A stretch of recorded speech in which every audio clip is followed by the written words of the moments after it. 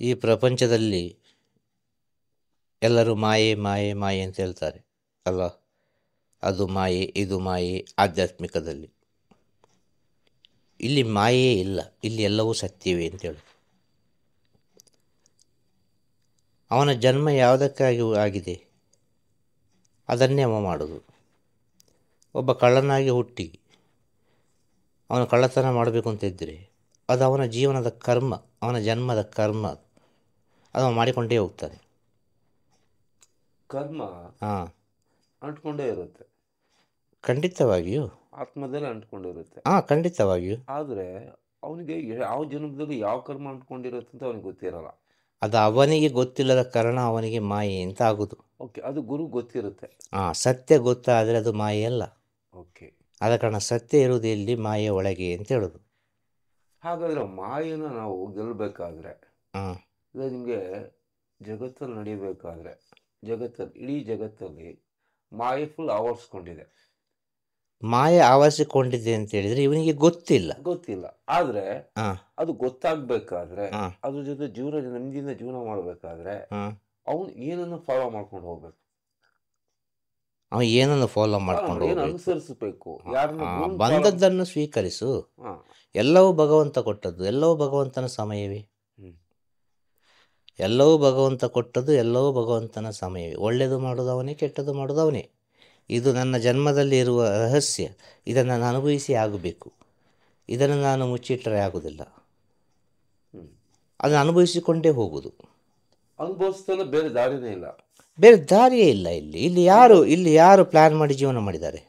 ಯಾರಾದರೂ ಒಬ್ಬರು ಎಷ್ಟೇ ದೊಡ್ಡ ಕೋಟ್ಯಾಧಿಪತಿಯಾಗಿರಲಿ, ಹಾಂ, ಎಷ್ಟೇ ದೊಡ್ಡ ವ್ಯಕ್ತಿಯಾಗಿರಲಿ, ಜೀವನದಲ್ಲಿ ಪ್ಲ್ಯಾನೇ ಇಲ್ಲ. ಅವನು ನೆನೆಸೋದು ನಾನು ಮಾಡಿದೆ, ಅದು ಮಾಯೆ. ಅದು ಪ್ರಕೃತಿ, ಇದು ಆಲ್ರೆಡಿ ಎಲ್ಲ ನಿರ್ಧಾರ ಆಗಿರುತ್ತೆ. ಪ್ರಕೃತಿ ಅಲ್ಲ, ಅವನ ಜನ್ಮದಲ್ಲಿ ಅದು ಲೀನ ಆಗಿರುತ್ತೆ. ಖಂಡಿತವಾಗಿ ಅವನ ಜನ್ಮ. ಅದಕ್ಕೆ ಬೇಕಾಗಿ, ಅರ್ಥ ಆಯ್ತಾ? ಅದಕ್ಕೆ ಬೇಕಾಗಿ ಅವನ ಜನ್ಮ. ಹೌದು. ಆಗ ಅವ ಅದನ್ನೇ ಮಾಡೋದು. ಬೇರೆ ದಾರಿ ಇಲ್ಲ, ಬೇರೆ ದಾರಿ ಇಲ್ಲ. ಈಗ ಒಂದು ವೇಶ್ಯೆ ಇದ್ದಾಳೆ, ಒಬ್ಬ ಕೊಲೆಗಾರ ಇದ್ದಾನೆ, ಒಬ್ಬ ಕಳ್ಳ ಇದ್ದಾನೆ, ಅರ್ಥ ಆಯ್ತಾ? ಇದೆಲ್ಲ ಸಮಾಜಕ್ಕೆ ಸ್ವಲ್ಪ ದೂರದ ವಿಚಾರ. ಆದರೆ ಸತ್ಯಕ್ಕೆ ಇದು ಸತ್ಯದ ವಿಚಾರ, ತುಂಬ ಹತ್ತಿರದ ವಿಚಾರ. ನಿರ್ಧಾರ ಆಗಿರ್ತದೆ ಅಂತ ಹೇಳೋದು. ಅಲ್ಲಿ ಭೇದ ಭಾವ ಬರೋದಿಲ್ಲ. ಒಂದ್ಸರಿ ಒಂದು ನಿರ್ಧಾರ ಆದ್ಮೇಲೆ ಅದನ್ನ ಪರಿವರ್ತನೆ ಮಾಡಕ್ ಆಗೋದಿಲ್ಲ, ಖಂಡಿತ ಆಗೋದಿಲ್ಲ. ಆದ್ರೆ ನಾವು ಏನ್ ಮಾಡ್ತೀವಿ, ಮನುಷ್ಯ ಆದವ್ರು ಏನ್ ಮಾಡ್ತೀವಿ, ಪರಿವರ್ತನೆ ಮಾಡ್ಲಿಕ್ಕೆ ಪ್ರಯತ್ನ ಪಡ್ತೀವಿ. ನಾವು ಅನುಭವಿಸ್ಲಿಕ್ಕೆ ಪ್ರಯತ್ನ ಪಡೋದಿಲ್ಲ. ಅನುಭವಿಸ್ಲಿಕ್ಕೆ ಯಾರು ಪ್ರಯತ್ನ ಪಡೋದಿಲ್ಲ. ನಾವು ಅದನ್ನು ಪರಿವರ್ತನೆ ಮಾಡಕ್ ಪ್ರಯತ್ನ ಮಾಡ್ತೀವಿ. ಅನುಭವಿಸ್ಲಿಕ್ಕೆ ರೆಡಿ ಇದ್ದಾಗ ಅದು ಈಸಿಯಾಗಿ ಕರಗೋಗುತ್ತೆ. ಪರಿವರ್ತನೆ ಮಾಡಕ್ ಹೋದಾಗ ಅದು ದ್ವಂದ್ವಕ್ಕೆ ಈಡಾಗುತ್ತೆ. ಖಂಡಿತವಾಗಿಯೂ ಪರಿವರ್ತನೆ ಆಗೋದೇ ಇಲ್ಲಿ ಗೊತ್ತಾಗುವುದಿಲ್ಲ. ಪರಿವರ್ತನೆ ಮಾಡೋದೇ ಅವ. ಯಾವ ಕ್ಷಣದಲ್ಲಿ ಎಲ್ಲಿ ಯಾರಿಗೆ ಪರಿವರ್ತನೆ ಆಗ್ತದೆ ಅಂತಲೇ ಗೊತ್ತಾಗೋದಿಲ್ಲ. ಹೌದು. ಯಾವ ಕ್ಷಣದಲ್ಲಿ ಎಲ್ಲಿ ಯಾರಿಗೆ ಯಾರ ಮೇಲೆ ಪ್ರೀತಿ ಬರ್ತದೆ, ಅದೊಂದು ಪರಿವರ್ತನೆ. ಯಾವ ಕ್ಷಣದಲ್ಲಿ ಯಾರಿಗೂ ಎಲ್ಲಿ ದ್ವೇಷ ಬರ್ತದೆ, ಅದೊಂದು ಪರಿವರ್ತನೆ ಅಲ್ವಾ? ಸತ್ಯ ಅಲ್ವಾ? ಆಗ ಪ್ರೀತಿ, ದ್ವೇಷ, ಮತ್ಸರ ಇದೆಲ್ಲ ಬರೋದು ನಮ್ಮ ಒಳಗಿಂದ ಅಲ್ವಾ? ಮನಸ್ಸು ಒಂದೇ, ಇದೆಲ್ಲ ಆಟ ಆಡ್ತಾ ಇರ್ತದೆ. ಮನಸ್ಸು ಎಂಬುದು ಮಾಯಿ. ಇಲ್ಲಿ ಮನಸ್ಸು ಎಂಬುದು ಮಾಯಿ, ಅರ್ಥ ಆಯ್ತಾ? ಆತ್ಮ ಎಂಬುದು ಮಾಯಿ ಅಲ್ಲ. ಆತ್ಮ ಎಂಬುದು ಸತ್ಯ, ಸ್ಥಿರ. ಆತ್ಮ ಎಂಬುದು ಸ್ಥಿರ, ಮನಸ್ಸು ಎಂಬುದು ಮಾಯಿ. ಈ ಮಾಯೆ ಅಂತ ಹೇಳಿದವರೆಲ್ಲ ಹುಟ್ಟಿದೆ ಎಲ್ಲಿಂದ? ಮಾಯೆ ಒಳಗಿಂದಲೇ ಹುಟ್ಟಿದ್ದು ಅಲ್ವಾ?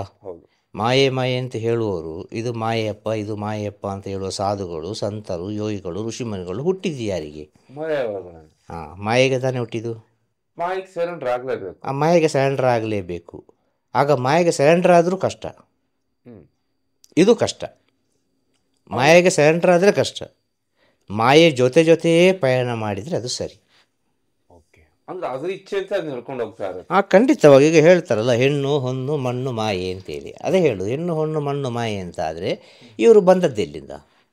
ಅದೇ ಮಣ್ಣಿಂದ ತಾನೇ ಬಂದದ್ದು, ಅದೇ ಹೆಣ್ಣಿಂದ ತಾನೇ ಬಂದದ್ದು, ಅದೇ ಹೊನ್ನಿಂದ ತಾನೇ ಬೆಳೆದದ್ದು. ಹೊನ್ನು ಅಂದರೆ ಕೇವಲ ಚಿನ್ನ ಇದು ಅಂತಲ್ಲ ಅರ್ಥ. ಟೋಟಲ್ ಜೀವನದ ಆರ್ಥಿಕ ಸ್ಥಿತಿಗಳು, ಅರ್ಥ ಆಯ್ತಲ್ವ? ಎಲ್ಲ ಹಣಕಾಸು ಅದು ಇದೆಲ್ಲ ಬಂತು, ಅದು ಬೇಕೇ ಅಲ್ಲ, ಅದರಿಂದ ತಾನೇ ಹುಟ್ಟಿದ್ದು. ಮತ್ತೆ ಇದು ಹೇಗೆ ಮಾಯೆ ಆಗೋದು? ಇದು ಮಾಯೆ ಅಲ್ಲ. ಒಂದು ಸತ್ಯವಂತ ಭೂಮಿಗೆ ಬರಬೇಕಾದ್ರೆ ಒಂದು ಅಮ್ಮ ಬೇಕಲ್ಲ, ಹೆಣ್ಣು ಬೇಕಲ್ಲ. ಹೆಣ್ಣಿಲ್ಲದ ಬರೋದು ಹೇಗೆ? ಚಾನ್ಸೇ ಇಲ್ಲ. ಪುರಾಣದಲ್ಲಿ ಕಥೆಯಲ್ಲಿ ಎಲ್ಲ ಸಾವಿರ ರೀತಿಯಲ್ಲಿ ಹೇಳಿದ್ದಾರೆ. ಮಣ್ಣಿಂದ ಬಂದರು, ಆಕಾಶದಿಂದ ಬಂದು, ನೀರಿಂದ ಬಂದರು, ಅದರಿಂದ ಬಂದು, ಇದೆಲ್ಲ ನಂಬಲಿಕ್ಕೆ ಆಗೋದಿಲ್ಲ. ಯಾಕೆ ಅಂತ ಹೇಳಿದರೆ ಅದರ ಒಳಗೊಂದು ಸತ್ಯ ಉಂಟು, ಅದನ್ನು ಹೇಳ್ತಾ ಇಲ್ಲ. ಹೇಗೆ ನೀರಿಗೆ ಬಂತು, ಹೇಗೆ ಮಣ್ಣಿಗೆ ಬಂತು. ಮಣ್ಣಿಗೆ ಬರಬೇಕಾದ್ರೆ ಯಾರೋ ಒಬ್ಬ ಇಟ್ಟಿರಬೇಕಲ್ಲ, ಆಲ್ರೆಡಿ ಇರಬೇಕು, ಆಲ್ರೆಡಿ ಇರಬೇಕಲ್ಲ. ಇಲ್ಲದ ವಿಚಾರ ಹೇಗೆ ಬರಲಿಕ್ಕೆ ಸಾಧ್ಯ? ಬರುವುದಿಲ್ಲ ಅಲ್ವಾ? ಇದರ ತತ್ವಗಳನ್ನು ಹೇಳಿದ್ದು, ಆಯಾಯ ವ್ಯಕ್ತಿಯ ಶಕ್ತಿಯನ್ನು ಹೇಳಿದ್ದು. ಮಣ್ಣಿಗೆ ಸಂಬಂಧಪಟ್ಟು ಹೇಳಿದರು, ಅಗ್ನಿಗೆ ಸಂಬಂಧಪಟ್ಟು ಹೇಳಿದರು, ನೀರಿಗೆ ಸಂಬಂಧಪಟ್ಟು ಹೇಳಿದರು. ಕಥೆ ಪುರಾಣದಲ್ಲಿ ಬರ್ತದೆ ಅಗ್ನಿಯಿಂದ ಹುಟ್ಟಿದವ ಅಂತೇಳಿ. ಅಗ್ನಿಯಿಂದಲೇ ಹುಟ್ಟುವುದು ಎಲ್ಲರೂ, ಇದು ಸತ್ಯ. ನಮ್ಮೊಳಗೆ ಅಗ್ನಿ ಇಲ್ಲದೆ ಹುಟ್ಟುವುದೇ ಇಲ್ಲ. ನಮ್ಮೊಳಗೆ ಅಗ್ನಿ ಬೇಕೇ ಬೇಕು. ಒಂದು ಗಂಡು ಹೆಣ್ಣಿನ ಮಿಲನ ಆಗಬೇಕಾದ್ರೆ ನಮ್ಮ ದೇಹದಲ್ಲಿ ಅಗ್ನಿ ಇಲ್ಲದೆ ಮಿಲನ ಆಗಲಿಕ್ಕೆ ಸಾಧ್ಯನೇ ಇಲ್ಲ. ಯಾರ ದೇಹದಲ್ಲಿ ಅಗ್ನಿ ಕಮ್ಮಿ ಆಯಿತು ಅವನಿಗೆ ಮಿಲನ ಆಗಲಿಕ್ಕೆ ಆಗೋದೇ ಇಲ್ಲ. ಅವನಿಗೆ ಹೆಣ್ಣು ಅಂದರೆ ಬೇಡವೇ ಬೇಡ ಅವನಿಗೆ. ಆಗ ಅಗ್ನಿಯಿಂದ ತಾನೇ ಹುಟ್ಟುದು. ಆಗ ಅಗ್ನಿಯಿಂದ ಹುಟ್ಟಿದ್ರು, ಯಾವುದರಿಂದ ಹುಟ್ಟಿದ್ರು ಅದಕ್ಕೂ ಮೂಲ ಒಂದು ತಾಯಿ ಬೇಕಲ್ಲ, ಹೆಣ್ಣು ಬೇಕಲ್ಲ. ಆ ಹೆಣ್ಣು ಇಲ್ಲದಿದ್ದರೆ ಹೇಗೆ ಸಾಧ್ಯ? ಈಗ ಹೆಣ್ಣು ಮಾಯೆ ಅಂತ ಆದರೆ ಹೆಣ್ಣಿನ ಗರ್ಭದಲ್ಲಿ ಅಷ್ಟು ಪವಿತ್ರವಾದ ಸ್ಥಿತಿ ಹೇಗೆ ಬರುವುದು? ಈಗ ಸಾಯಿಬಾಬಾ ಇರ್ಬೋದು, ಅಲ್ಲ ಕೈವಾರ ನಾರಾಯಣಪ್ಪ ಇರ್ಬೋದು, ಜಗತ್ತಲ್ಲಿ ಯಾರು ಬೇಕಾದ್ರೆ ಉದಾಹರಣೆ ಹೇಳೋದು ನಾನು. ಸಂತರು, ಯೋಗಿಗಳು, ಋಷಿಮುನಿಗಳು ಪ್ರಪಂಚಕ್ಕೆ ಒಳ್ಳೆಯ ಒಂದು ಜ್ಞಾನವನ್ನು ಹೇಳಿದವರೆಲ್ಲರೂ. ಹೌದು, ಅರ್ಥ ಆಯ್ತಾ? ಇವರೆಲ್ಲ ಬಂದದೆಲ್ಲಿಂದ ಅಂತ ಕೇಳೋದು. ಹೆಣ್ಣು ಮಾಯೆ ಆದರೆ ಮಾಯೊಳಗೆ ಇಂಥ ಒಂದು ಸತ್ಯ ಉಂಟಾ? ಆಗ ಮಾಯೊಳಗೆ ತಾನೇ ಸತ್ಯ ಬರೋದು, ಮಾಯೊಳಗೆ ತಾನೇ ಸತ್ಯ ಇರೋದು. ಇದನ್ನು ನಾವು ಮಾಯನ್ನು ಪ್ರೀತಿಸಬೇಕು, ದ್ವೇಷಿಸಬೇಕು. ಮಾಯನ್ನು ಪ್ರೀತಿಸಬೇಕು, ದ್ವೇಷಿಸಬಾರ್ದು. ದ್ವೇಷಿಸಿದರೆ ದೂರ ಹೋಗ್ತದೆ, ಅದು ನಮ್ಮನ್ನು ಆಟಾಡಿಸಿ ಬಿಡ್ತದೆ. ಮಾಯೆ ನಮ್ಮ ಹಿಡಿತದಲ್ಲಿರಬೇಕು ಅಂತ ಹೇಳೋದು. ಮಾಯನ್ನು ಪ್ರೀತಿಸಿದರೆ ಮಾಯೆ ನಮ್ಮ ಹಿಡಿತದಲ್ಲಿರ್ತದೆ, ನಮ್ಮ ಕಂಟ್ರೋಲ್ ಇರ್ತದೆ. ಮಾಯನ್ನು ದ್ವೇಷಿಸಿದರೆ ಅದು ನಮ್ಮಿಂದ ದೂರ ಹೋಗಿ ಅದು ಎತ್ತರವಾಗಿ ಬೆಳೆದು ನಮ್ಮನ್ನು ಆವರಿಸಿ ಏನೆಲ್ಲ ಮಾಡಿಬಿಡ್ತದೆ. ಬಟ್ ಕಣ್ಣಿಗೆ ಕಾಣಿಸಲ್ಲ, ಇದು ಅನುಭವಿಸೋದು ಅಷ್ಟೇ. ಟೋಟಲ್ ಎಲ್ಲವೂ ಅನುಭವಿಸೋದು. ಒಬ್ಬೊಬ್ಬರ ಅನುಭವ ಒಂದೊಂದು ರೀತಿ ಈ ಪ್ರಪಂಚದಲ್ಲಿ. ಸೊ ಒಂದೊಂದು ಮನಸ್ಸು ಒಂದೊಂದು ಕಡೆ ಕೆಲಸ ಮಾಡ್ತಾನೆ ಇರ್ತದೆ ನಿರಂತರವಾಗಿ. ಖಂಡಿತವಾಗಿಯೂ. ಅದು ಯಾಕೆ ಅಂತ ಹೇಳಿದರೆ ಮನುಷ್ಯ ಜನ್ಮ ಎಂಬುದು ಕೊನೆಯ ಜನ್ಮ. ಈ ಜನ್ಮದಲ್ಲಿ ಅವ ಸತ್ಯವನ್ನು ಕಂಡುಕೊಳ್ಬೇಕು, ಸಾರ್ಥಕತೆಯನ್ನು ತಿಳಿದುಕೊಳ್ಬೇಕು. ಆ ಸಾರ್ಥಕತೆಯನ್ನು ತಿಳಿದುಕೊಳ್ಳಿಕ್ಕೆ ಆಗೋದಿಲ್ಲ. ಅದಕ್ಕೆ ಈ ಮಾಯೆ ಬಿಡುವುದಿಲ್ಲ. ನೀನು ನನ್ನನ್ನು ಬಿಟ್ಟು ಹೋಗ್ತೀಯಾ, ನೀನು ಹೇಗೆ ಹೋಗ್ತೀನಿ ನೋಡು, ನಾನು ತಡೀತಾ ಇರ್ತದೆ ಅದು. ಸೊ ಅದು ನಿರಂತರವಾಗಿ ಕೆಲಸ ಮಾಡ್ತಾನೆ ಇರ್ತದೆ. ಅದಕ್ಕೆ ಬಹಳ ಬುದ್ಧಿಶಾಲಿತನವಾಗಿ ಅದರ ಜೊತೆ ಪ್ರೀತಿಯಿಂದ ಒಂದು ಫ್ರೆಂಡ್ಶಿಪ್ಪಲ್ಲಿ ಖುಷಿಯಾಗಿ ಸಂತೋಷವಾಗಿ ದಾಟಬೇಕು. ಓಕೆ, ನಾವು ತಿರಸ್ಕಾರ ಮಾಡುವಾಗಿಲ್ಲ, ಯಾವುದನ್ನು ತಿರಸ್ಕಾರ ಮಾಡುವಾಗಿಲ್ಲ. ನೀನು ತಿರಸ್ಕಾರ ಮಾಡಿದಷ್ಟು ನಿನ್ನ ಹತ್ತಿರವೇ ಬರೋದು ಅದು. ನೀನು ಎಷ್ಟು ದೂರ ಮಾಡ್ತೀಯ ಅಷ್ಟು ಹತ್ತಿರಕ್ಕೆ ಬೆಳೆದು ಎತ್ತರ ಬೆಳೆದು ಬರೋದು. ಏನು ಮಾಡೋದಾಗ ಸಹಜವಾಗಿ ಒಂದ್ಸರಿ ಬೇಕು ಅಂದರೆ ಅದು ನಮ್ಮನ್ನು ಕರ್ಕೊಂಡು ಹೋಗೋದು, ಹುಳ ಹುಡ್ಕೊಂಡು ಹೋಗ್ತೀವಿ. ಬೇಕು ಅಂತ ಬೇಡ ಅಂದ್ರೆ ತಿರಸ್ಕಾರ ಮಾಡ್ತೀವಿ. ನೀವು ಹೇಳಿದ ಹಾಗೆ ಬೇಕು ಅಂದಾಗ ಅದು ನಮ್ಗೆ ಸಿಗೋದಿಲ್ಲ, ಬೇಡ ಅಂದಾಗ ನಮ್ಗೆ ಅದು ಸಿಗುತ್ತೆ. ಎರಡು ಕೆಲಸ ಒಂದೇ ಮಾಯ ಮಾಡ್ತಾ ಇರತ್ತೆ. ಒಂದೇ ಮಾಯ ಮಾಡೋದು ಎರಡು ಕೆಲಸ. ಮನುಷ್ಯ ಅದನ್ನ ಯಾವ ರೀತಿ ನಿರ್ವಹಣೆ ಮಾಡ್ಬೇಕು ಅದನ್ನ ಮಾಯನ. ಎರಡನ್ನು ಇದು ಅನುಭವ, ಅವನವನ ಜೀವನದ ಅನುಭವ. ಎರಡನ್ನು ಕೂಡ ಒಂದೇ ಸರಿ ಕೆಲಸ ಮಾಡ್ತಾ ಇರತ್ತೆ. ಬೇಕು ಅಂದ್ರೆ ತಿರುಗಿಸುತ್ತೆ, ಬೇಡ ಅಂದ್ರೆ ತಗೊಂಡ್ ಬಿಡುತ್ತೆ. ಆದ್ರೆ ಮಾಡೋದು ಒಂದೇ ಮಾಯೆ ಮಾಡೋದು. ಅರ್ಥ ಆಯ್ತಲ್ಲ? ಮಾಯೆಯನ್ನು ಪೂಜಿಸಿದ್ರೆ, ಮಾಯೆಯನ್ನು ಪ್ರೀತಿಸಿದ್ರೆ, ಮಾಯೆಯನ್ನು ಗೌರವಿಸಿದ್ರೆ ಅದು ನಮ್ಮನ್ನು ಗೌರವಿಸ್ತದೆ. ಜಗತ್ತಲ್ಲೆಲ್ಲ ನಡೀತಾ ಇರೋದೆಲ್ಲ ಇದೆ, ಇಷ್ಟೇ, ಬೇರೆ ಏನಿಲ್ಲ. ಅದು ಅವನ ಒಳಗಡೆ ನಡೀತಾ ಇರುತ್ತೆ, ಅವನ ಒಳಗನೆ ನಡೀತಾ ಇರೋದು. ಈ ಭಗವಂತ ಎಂಬುದೊಂದು ಮಾಯೆ. ಆದ ಕಾರಣ ವಿಷ್ಣುವನ್ನು ಮಾಯಾವಿ ಅಂತ ಹೇಳಿದ್ರು. ಅರ್ಥ ಆಯ್ತಾ? ಭಗವಂತ ಎನ್ನುವನೇ ದೊಡ್ಡ ಮಾಯೆ. ಈ ಸತ್ಯ. ನೀನು ಅದನ್ನು ಪ್ರೀತಿಸು, ಆ ಭಗವಂತ ನಿನ್ನ ಹತ್ರ ಬಂದು ಬೀಳ್ತಾನೆ. ಒಂದು ಭಗವಂತನ ಫೋಟೋವನ್ನು ನೀನು ಪ್ರೀತಿಯಿಂದ ಪೂಜಿಸು, ಒಂದು ಅಮ್ಮನ ಒಂದು ಫೋಟೋವನ್ನು ಪ್ರೀತಿಯಿಂದ ಪೂಜಿಸು, ಶರಣಾಗತಿಯಾಗು, ಗೌರವದಿಂದ ಪೂಜಿಸು. ಒಂದು ಗುರುವಿನ ಫೋಟೋವನ್ನು ಪ್ರೀತಿಯಿಂದ ಶರಣಾಗತಿಯಿಂದ ಪೂಜಿಸು. ಅದು ಖಂಡಿತವಾಗಿಯೂ ನಿನಗೆ ಸರೆಂಡರ್ ಆಗ್ತದೆ. ಈಗ ನಮಗೆ ಶರಣಾಗತಿ ಬಗ್ಗೆ ಹೇಳ್ತಾ ಇದ್ದಾರೆ. ಈಗ ಎಲ್ಲಾ ಕಡೆ ಹೋದ್ರು ಕೂಡ ಗುರುವಿಗೆ ಶರಣಾಗಿ ಅಂತ ಹೇಳಿದ್ರು, ಗುರುವೇ ಶರಣು ಅಂತ ಹೇಳ್ತಾರೆ. ಈಗ ಒಬ್ಬ ಗುರು ಶರಣಾದ್ರೆ ಇಡೀ ಎಲ್ಲಾ ಗುರುಗಳು ಶರಣಾದಂಗೆ ಹೇಳ್ತಾರೆ. ಖಂಡಿತ. ಆದ್ರೆ ನಿಮ್ಗೆ ಕಂಪ್ಲೀಟ್ ಒಬ್ಬ ಮನುಷ್ಯ ಒಬ್ಬ ಗುರು ಶರಣಾಗ್ಬೇಕಾದ್ರೆ, ಒಬ್ಬ ಶಿಷ್ಯ ಮತ್ತು ಭಕ್ತ ಶರಣಾಗ್ಬೇಕಾದ್ರೆ ಅವನ ಮನಸ್ಸು ಮತ್ತು ಆತ್ಮ ಎರಡೂ ಕೂಡ ಗುರುವಿನಲ್ಲಿ ಲೀನ ಆಗಿರ್ಬೇಕು, ಅಲ್ಲ ಗುರುವಿನ ಆತ್ಮ ಆ ಶಿಷ್ಯನಲ್ಲಿ ಲೀನ ಆಗಿರುತ್ತೆ. ಇಲ್ಲ ಇಲ್ಲ ಇಲ್ಲ ಇಲ್ಲ ಇಲ್ಲ, ಅದು ಹಾಗೆಲ್ಲ. ಅದು ಅರ್ಥ ಆಯ್ತಲ್ವ? ಅದು ತುಂಬ ದೂರದ ಸಂಬಂಧ. ಅದು ಹ್ಮ್ ತುಂಬ ದೂರದ ಸಂಬಂಧ ಹತ್ತಿರ ಸಂಬಂಧ ಆಗೋದು. ಜನ್ಮ ಜನ್ಮ ಜನ್ಮ ಜನ್ಮ ಜನ್ಮ ಜನ್ಮದ ಸಂಬಂಧ ಇದ್ದರೆ ಮಾತ್ರ ಈಗ ನೀನು ಹೇಳಿದ ವಿಚಾರಗಳು ಬರೋದು. ಓಕೆ. ಎಲ್ಲರಿಗೂ ಬರೋದಿಲ್ಲ. ಒಂದೇ ಸರಿ ಯಾವುದು ಸಿಗುದಿಲ್ಲ. ಒಂದೇ ಸಲ ಯಾವುದೂ ಸಿಗೋದಿಲ್ಲ. ಇಲ್ಲಿ ಒಂದೇ ಸಲ ಸಿಕ್ಕಲಿಕ್ಕೆ ಸಾಧ್ಯನೇ ಇಲ್ಲ.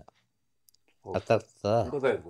ಒಂದು ಬೀಜ ಭೂಮಿಯಲ್ಲಿ ಹಾಕಿದರೆ ಆ ಬೀಜ ಎಷ್ಟೋ ಹಣ್ಣಾಗಿ ಬರ್ತದೆ ಅಲ್ವಾ? ಹೌದು. ಸತ್ಯ ಅಲ್ವಾ? ಹೌದು. ಯಾವುದೋ ಒಂದು ರೀತಿಯಲ್ಲಿ ಆಹಾರ ಪದಾರ್ಥವಾಗಿ ಬರ್ತದೆ. ಅದು ಯಾವುದಾದ್ರೂ ಸರಿ, ಹೂವಾದರೂ ಸರಿ, ಅರ್ಥ ಆಯ್ತಲ್ವ? ಒಂದು ಹಣ್ಣಾದರೂ ಸರಿ, ಯಾವುದಾದ್ರೂ ಸರಿ, ಅದು ಬಂದೇ ಬರ್ತದೆ ಅಲ್ವಾ? ಒಂದು ಹಾಕಿದರೆ, ಒಂದು ಮಾವಿನ ಹಣ್ಣಿನ ಒಂದು ಬೀಜ ಹಾಕಿದರೆ ಅದು ಎಷ್ಟೋ ಮಾವಿನ ಹಣ್ಣು ಕೊಡ್ತದಲ್ಲ. ಒಂದರಿಂದ ಎಷ್ಟೋ ಆಯ್ತಲ್ಲ. ಆದರೆ ಈ ಮಾವಿನ ಹಣ್ಣು ಬೀಜ ಹಾಕೋದು ಭೂಮಿಯಲ್ಲಿ, ಮಾವಿನ ಹಣ್ಣು ಬರೋದು ಭೂಮಿಯ ಮೇಲೆ, ಅಂತರದಲ್ಲಿ, ಎತ್ತರದಲ್ಲಿ ಅಲ್ವಾ? ನಡುವಲ್ಲಿ ಡಿಸ್ಟೆನ್ಸ್ ಉಂಟಲ್ಲ, ತುಂಬ ಡಿಸ್ಟೆನ್ಸ್ ಉಂಟಲ್ಲ. ಆ ಮೇಲೆ ತಾನೆ ಹಣ್ಣು ಬರೋದು, ಹಣ್ಣು ಕೊಡೋದು. ಅದು ಪ್ರಕೃತಿಯಲ್ಲಿ ಇರ್ತದೆ, ಆಕಾಶ ತತ್ವದಲ್ಲಿ ಇರ್ತದೆ ಅದು ಹಣ್ಣು. ಹಾಕೋದು ಒಂದು ಬೀಜ ಅಲ್ವಾ? ಬರೋದು ಸಾವಿರಾರು ಬೀಜ. ಇದಕ್ಕೆ ಏನು ಹೇಳೋದು? ಏನು ಹೇಳಲಿಕ್ಕೆ ಸಾಧ್ಯನೇ ಇಲ್ವಲ್ಲ ಇದು. ಇದು ಹೇಳಲಿಕ್ಕೆ ಹೇಗೆ ಸಾಧ್ಯ ಇಲ್ಲ? ಇದಕ್ಕೆ ಹೇಳೋದು ಸೃಷ್ಟಿ ನಿಲ್ಲುವುದಿಲ್ಲ ಅಂತೇಳಿ. ಸೃಷ್ಟಿ ಹೋಗ್ತಾನೆ ಇರ್ತದೆ ಅಂತ. ಅದ್ರ ರಹಸ್ಯನ ಬಿಟ್ಕೊಡೋದಿಲ್ಲ. ಅದರ ರಹಸ್ಯವನ್ನು ಅದು ಬಿಟ್ಟು ಕೊಡೋದೇ ಇಲ್ಲ. ಆ ಬೀಜ ಜೊತೆ ಬೆಳಿಬೋದಲ್ಲ, ಎಲ್ಲ ಬೀಜ ಆಗುದಿಲ್ಲ ಅಲ್ಲ. ಅದು ಬೇರೆ ಬೆಳೆದಲ್ಲ, ಅಂತರದಲ್ಲಿ ಬೆಳೆದಲ್ಲ, ಅದು ಮೇಲೆ ಬೆಳೆದಲ್ಲ, ಆಕಾಶ ತತ್ವದಲ್ಲಿ ಬೆಳೆದಲ್ಲ. ಭೂತತ್ವ, ಆಕಾಶ ತತ್ವ ಹೇಳ್ದರ್ಥ ಆಯ್ತಾ? ಭೂತತ್ವ ಒಂದು, ಆಕಾಶ ತತ್ವ. ಈ ಭೂತತ್ವ ಎಂಬುದು ಜೀವಾತ್ಮ, ಆಕಾಶ ತತ್ವ ಎಂಬುದು ಪರಮಾತ್ಮ. ಈ ಒಂದು ಜೀವಾತ್ಮ ಇದ್ದರೆ, ಸರಿಯಾದ ಒಂದು ಜೀವಾತ್ಮ ಪರ್ಫೆಕ್ಟ್ ಆಗಿ ಇದ್ದರೆ ಅದು ಇಷ್ಟು ಪರಮಾತ್ಮನಾಗ್ತದೆ ಅಂತ ಹೇಳೋದು. ಆಕಾಶ ತತ್ವದಲ್ಲಿ ಲೀನ ಆಗುತ್ತೆ. ಆಕಾಶ ತತ್ವದಲ್ಲಿ ಲೀನ ಆಗ್ತದೆ.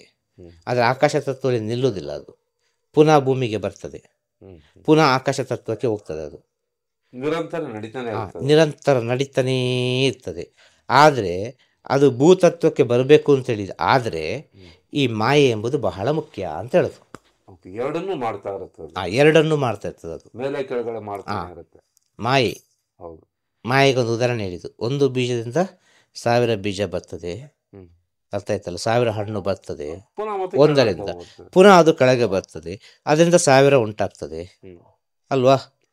1000 ಉಂಟಾಗ್ತದೆ ಅದರಿಂದ. ಇದುವೇ ಮಾಯ ತತ್ವ.